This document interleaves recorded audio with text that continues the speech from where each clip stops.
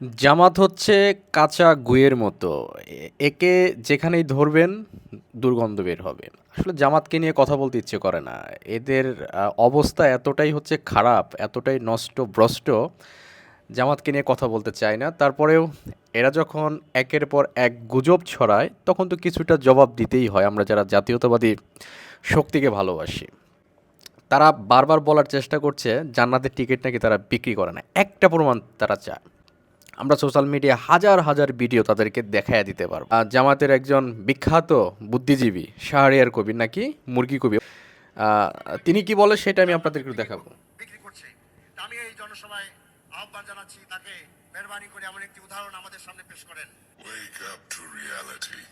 জামাতে ইসলাম করাটা আপনার আমার নৈতিক দায়িত্ব। কি দায়িত্ব? নৈতিক দায়িত্ব। কি জন্য? যদি আপনি জান্নাতে যেতে চান। জান্নাতে যেতে না চাইলে কোনো সমস্যা নেই। কারণ বাস্তবের মধ্যে প্রথম কাতারে থাকতে চাইলে জান্নাত যেতে চাইলে জামাতে ইসলাম করতে হবে। এর মধ্যে আর দ্বিতীয় কোনো অপশন নাই বাবা। গজব বেইজ্জতি। ভাবছিলাম যে 5 তারিখের পরে হয়তো বা এদের আল্লাহ তালা হেদায়েত দিবে। না, এদের হেদায়েত দিবে না।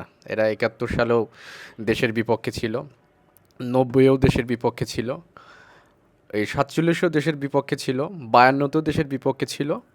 এরা কোনোদিনও দেশের পক্ষে কাজ করে নাই। এরা সবসময় হচ্ছে কোনো না কোনো শক্তির পিছনে কাজ করছে। ভারতের পিছনে কাজ করছে, কখনো পাকিস্তানের পিছনে কাজ করছে, এখন আবার নাকি আমেরিকা তাদেরকে পছন্দ করা শুরু করছে। এই হচ্ছে জামাতের অবস্থা। তো আপনারা যারা ভিডিওটি দেখছেন, শেয়ার করার দরকার নেই। শেয়ার করলে আপনাদের হাত নষ্ট হয়ে যাবে। শেয়ার করেন না ভাই, শেয়ার করেন না।